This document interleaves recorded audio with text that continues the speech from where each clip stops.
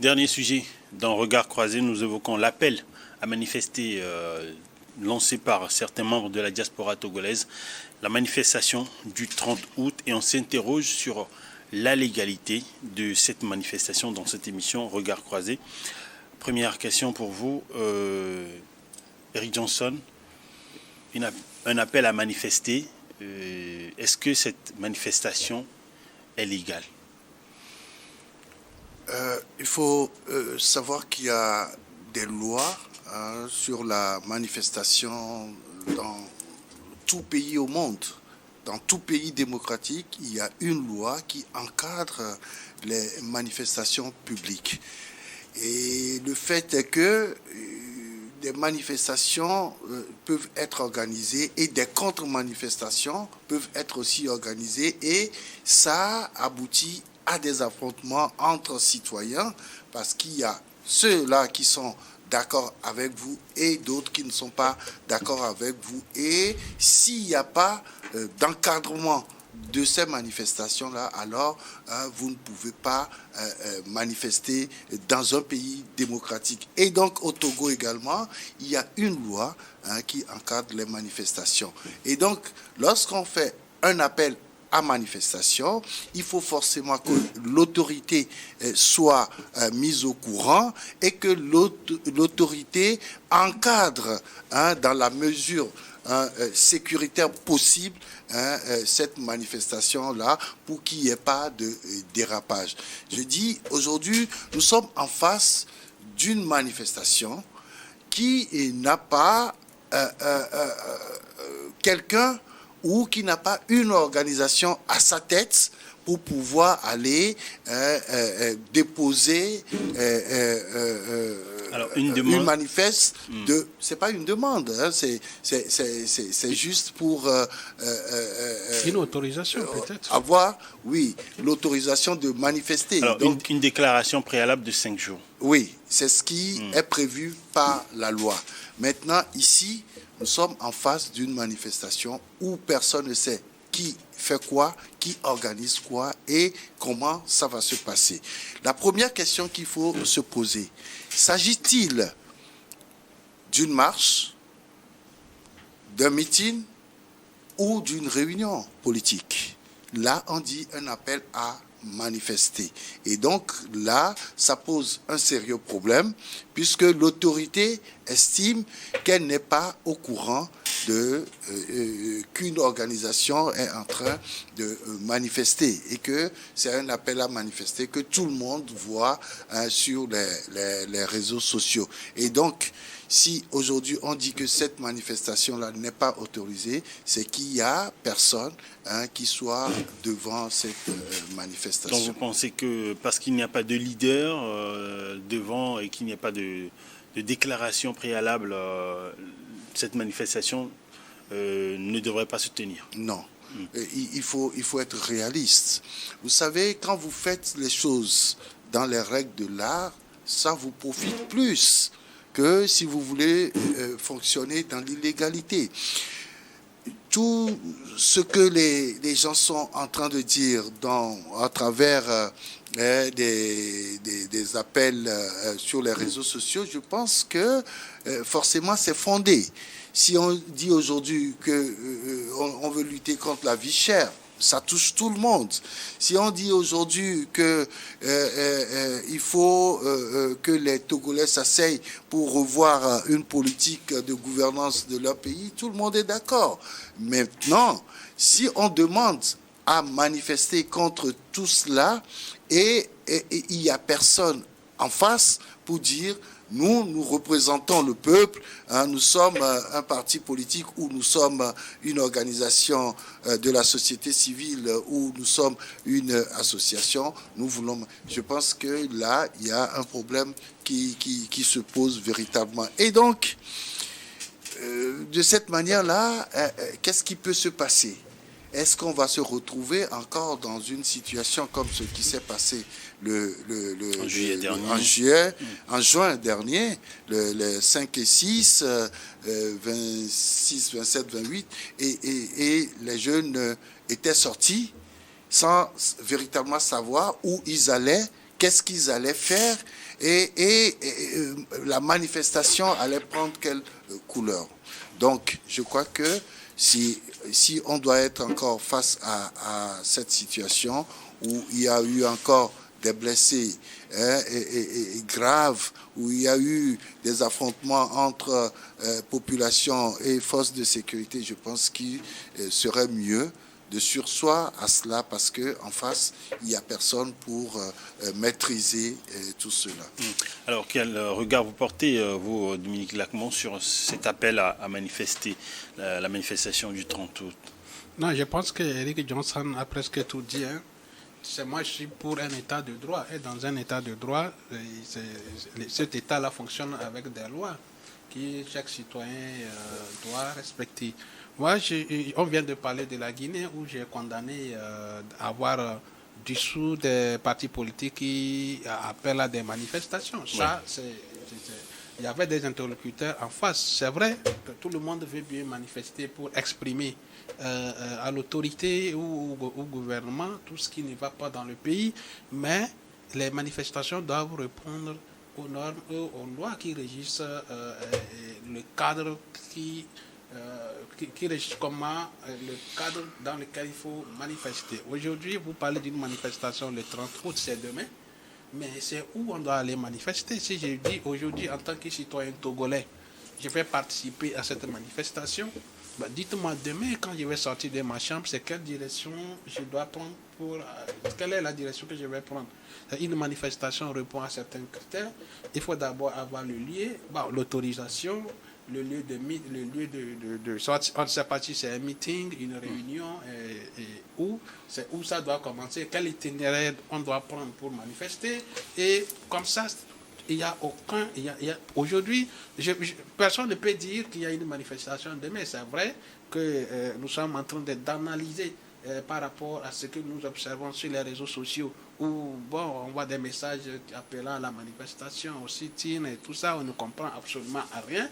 Mais ces manifestations sont portées par qui? Vous avez fait tout de suite la diaspora, mais si la diaspora veut manifester, ils sont dans des pays respectifs, où il y a des Togolais là, d'accord?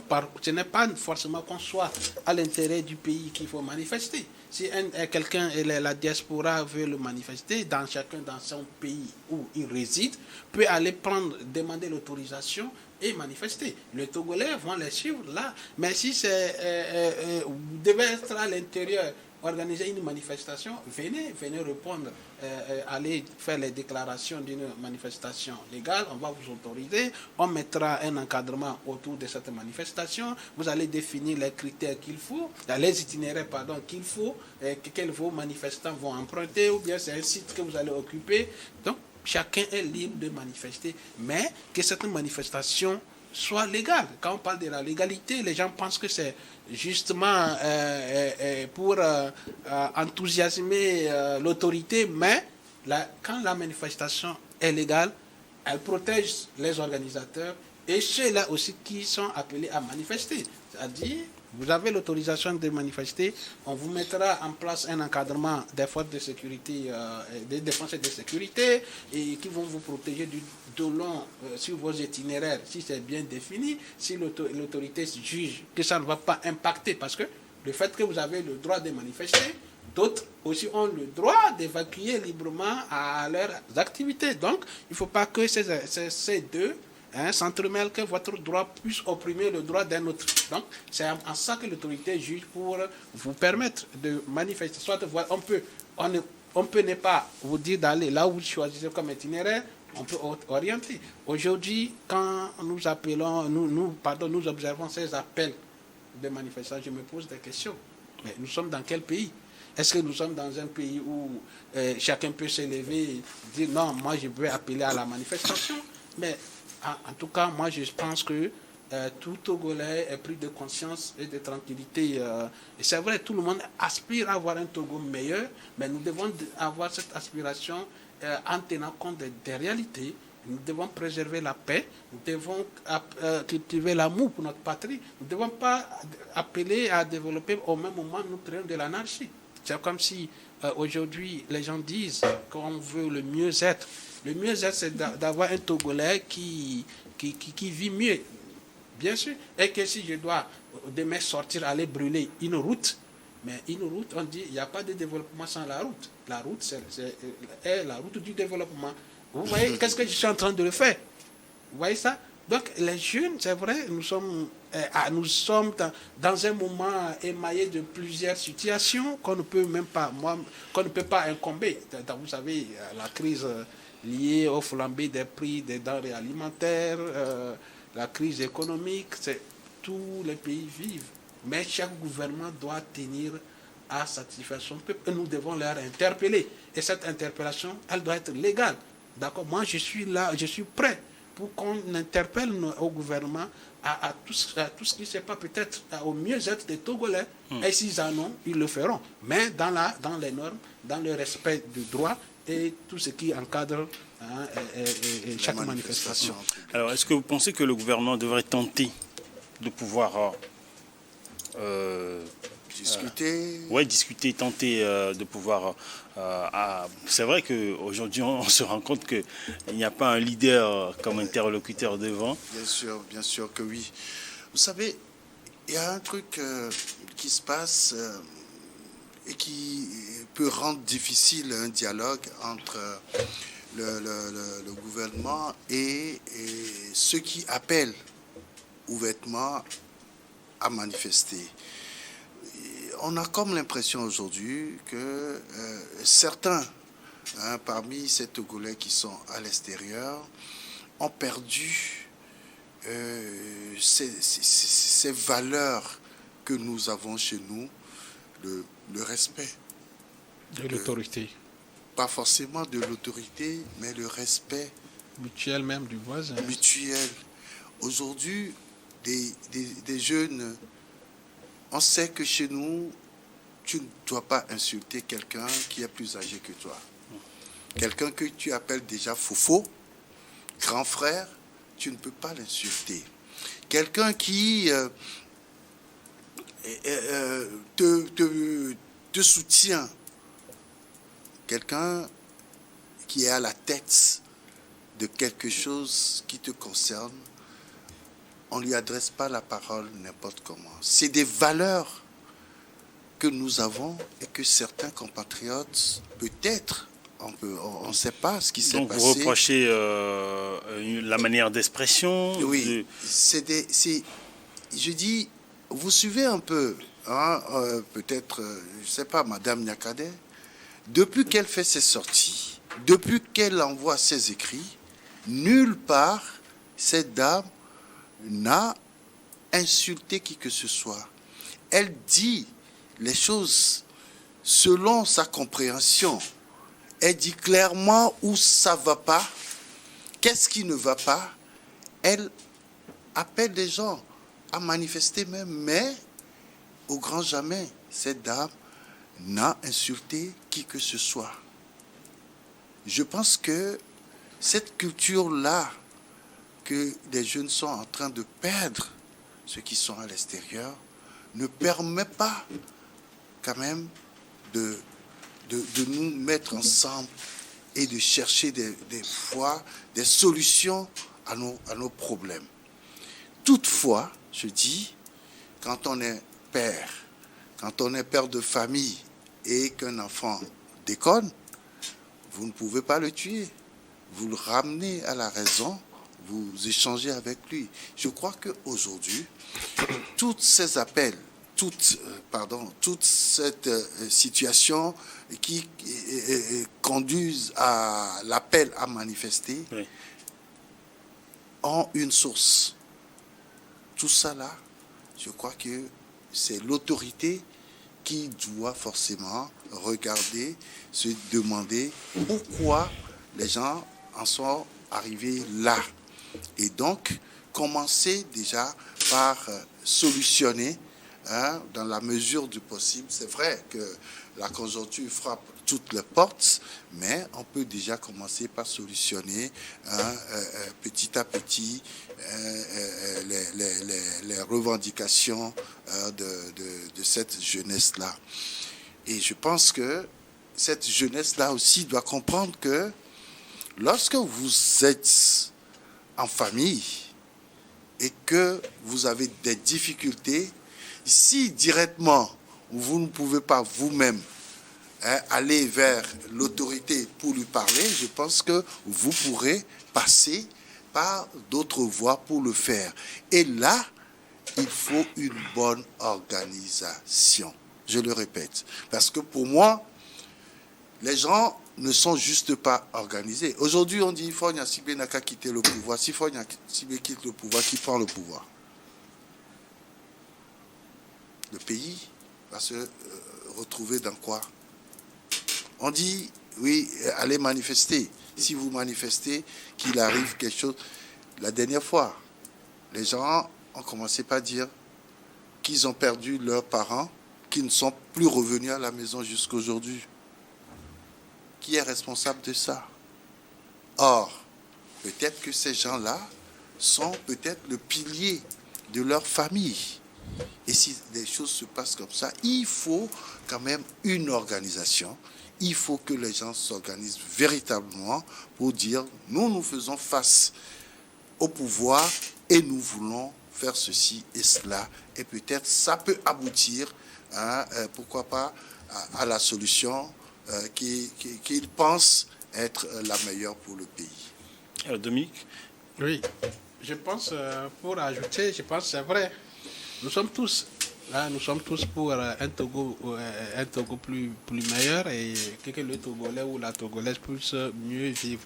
Mais quand nous entendons les différentes déclarations de ces personnes qui appellent à manifester, il faut que d'autres personnes puissent comprendre une chose. Nous sommes dans un pays de droit. D'accord? Et c'est comme nous, vous et moi, aujourd'hui, actuellement sur ce plateau, nous ne pouvons pas appeler au départ du président du Conseil ou bien à sa démission. Mais si nous ne sommes pas pour sa politique, ce sont des Togolais aussi qui ont épousé sa politique avant qu'il ne soit là.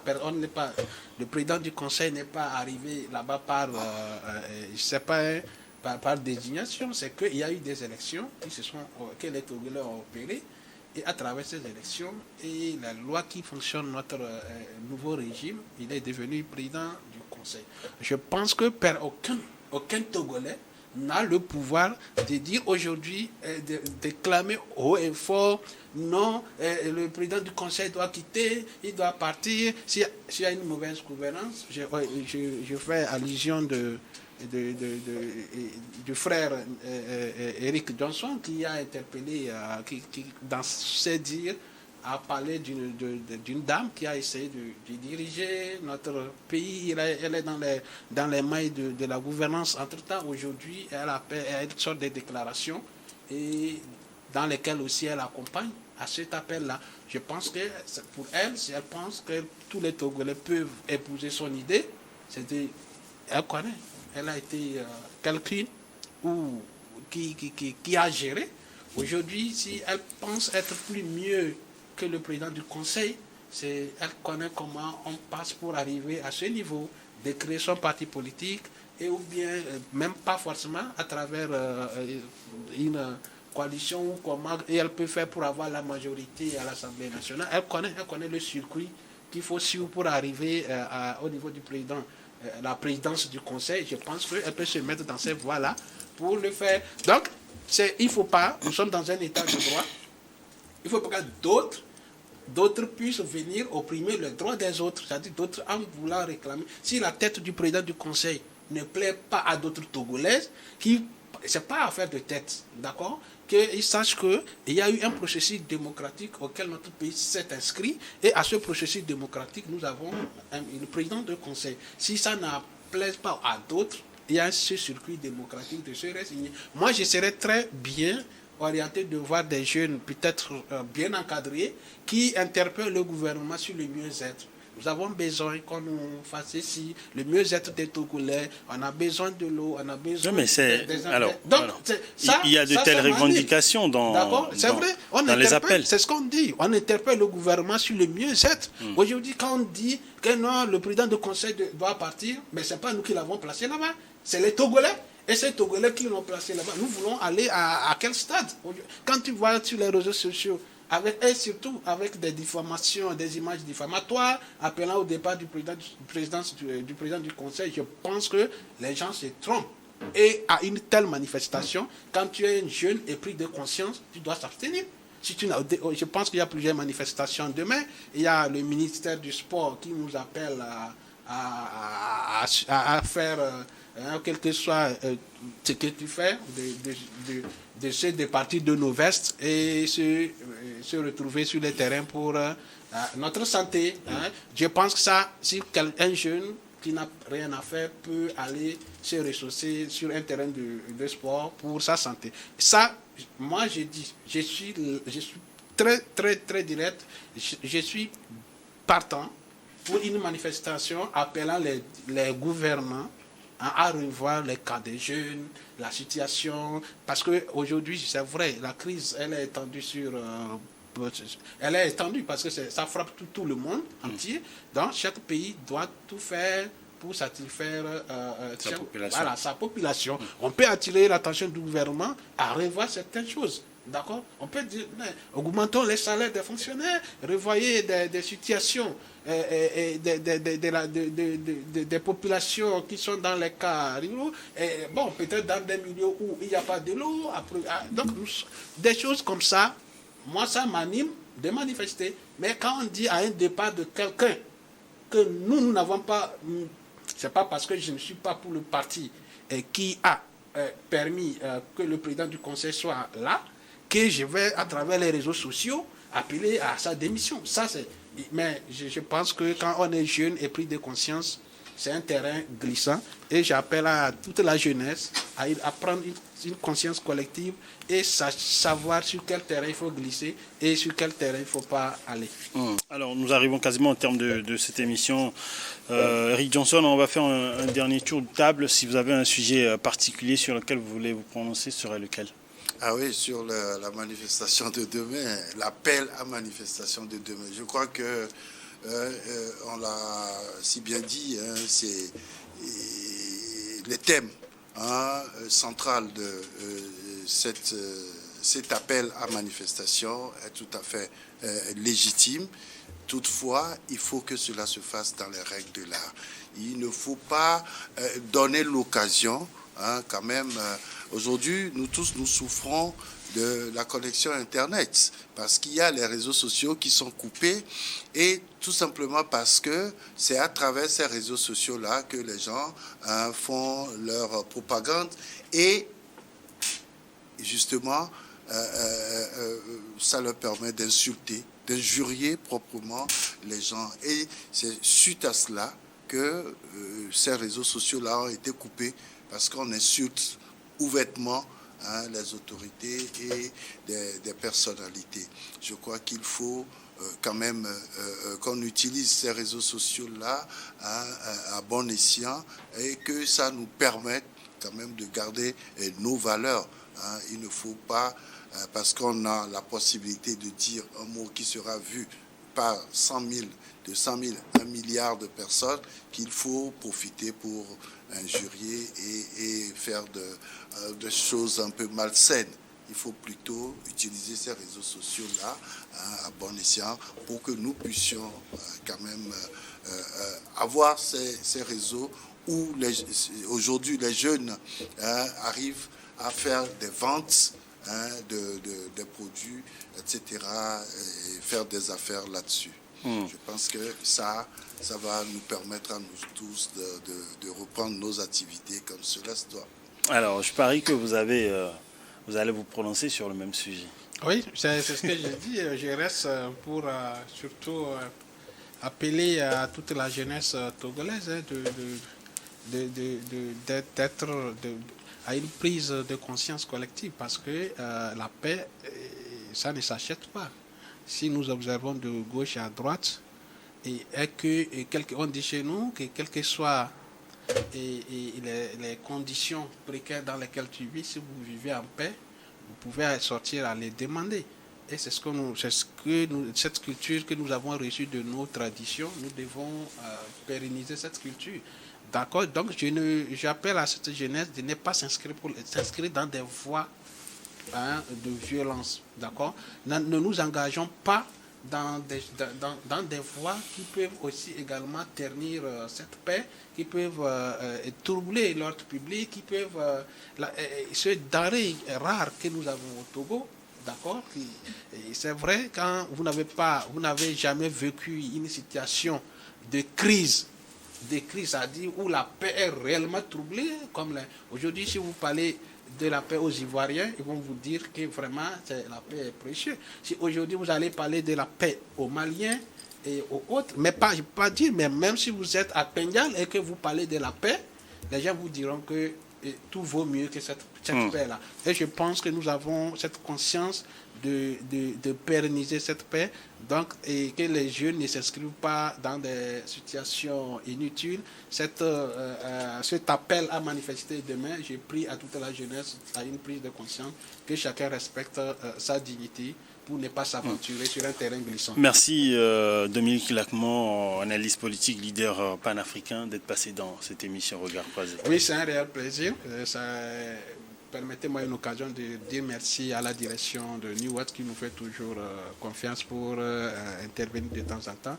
Merci également au comité d'organisation de la fête traditionnelle de notre amicale à Lomé ici, qui s'est passé le samedi passé. C'était une ambiance très festive.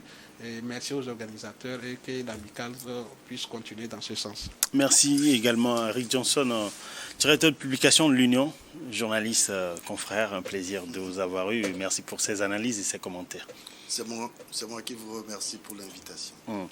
Merci à l'équipe rédactionnelle, l'équipe technique derrière cette émission. Surtout à vous, nos chers téléspectateurs et chers internautes. N'oubliez pas de liker cette émission, de la commenter et de la partager autour de vous.